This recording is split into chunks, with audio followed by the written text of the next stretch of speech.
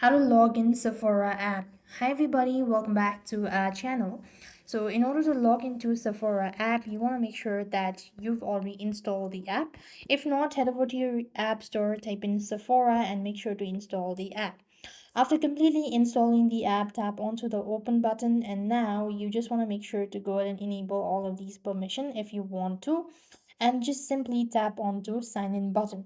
Here you just want to make sure to go ahead and enter in your credential. That includes entering your email address and the password associated with your Sephora account. Or you could also go ahead and sign in using your Google account, I guess, or you could just go ahead and use the email address. That's the only options at the moment we have.